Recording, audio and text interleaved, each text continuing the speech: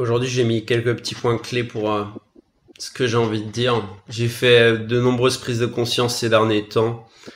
Et une prise de conscience qui m'est arrivée en pleine phase d'un coup, où je me suis rendu compte d'un truc qui est assez incroyable.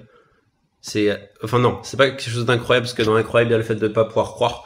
C'est magnifique, c'est transcendant, c'est que je remarque que je suis indestructible.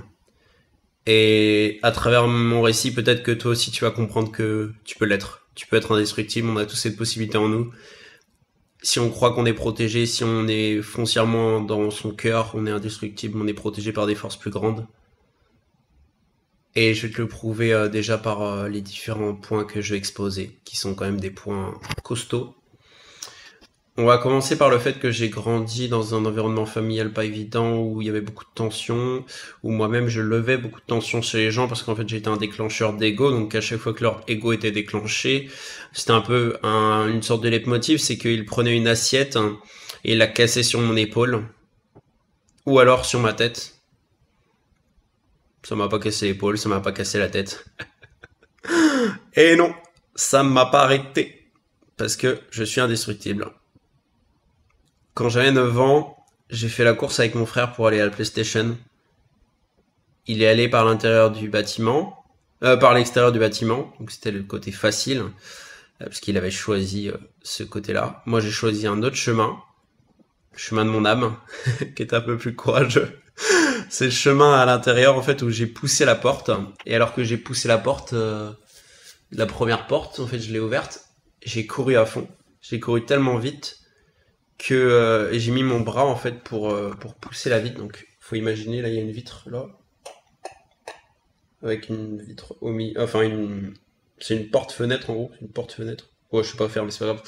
Et en gros, j'ai poussé la vitre et mon bras il a traversé. Et du coup, regarde.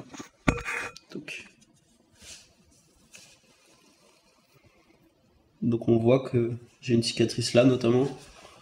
On va pas trop la voir parce que non, on la voit plus, faut croire. On la voit plus. C'est quoi cette histoire? Ah bon, on la voit plus. Faut croire que mon corps commence à cicatriser. Incroyable. Qui l'a cru?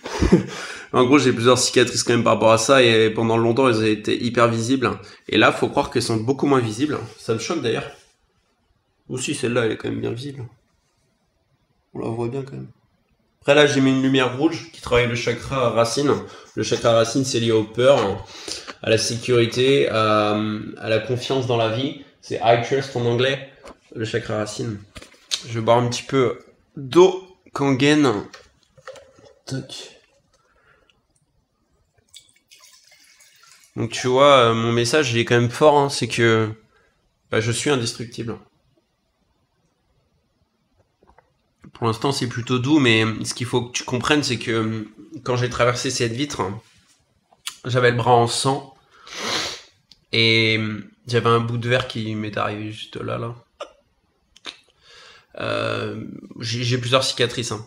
Et mon père après ça il m'a appelé dur à découper. On était déjà dans une notion assez spéciale quand même, pas une notion juste humaine classique. Et ça me fait penser au film Unbreakable. Dans le film Unbreakable, il remarque qu'il est incassable, hein, clairement. Mais moi j'ai une vision beaucoup plus du cœur et beaucoup plus spirituelle de tout ça, bien sûr. Et du coup, ouais, quand j'ai traversé cette vitre quand j'avais 9 ans, c'est vrai que tout le temps, hein, quand j'étais en cours, hein, je levais la main et du coup on me disait mais c'est quoi que t'as là et tout. Et ma cicatrice elle était clairement remarquable. Remarquable parce qu'elle était remarquée, elle était remarquable aussi d'ailleurs. Et depuis j'ai plus trop peur de me couper avec du verre, parce que c'est comme si mon corps était immunisé de la coupure du verre. Je me suis déjà fait des mini coupures avec du verre et je m'en foutais. Donc voilà, j'ai plein d'exemples honnêtement. Je vais pas te faire tous les exemples dans cette vidéo tellement il y en a, tellement j'en ai vécu dans ma vie. Mais déjà il y a ça. Après il faut savoir que du coup pendant 2-3 mois, je sais pas en fait, j'étais jeune, mais pendant quelques temps mon bras je pouvais que le tendre comme ça. Du coup j'avais dû faire des exercices pour le tendre comme ça, tu vois.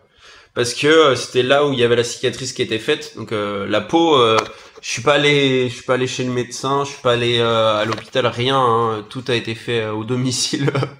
C'était en mode, vas-y guéris toi-même. Mais oui, bah oui, j'avais cette possibilité de guérir moi-même parce que bah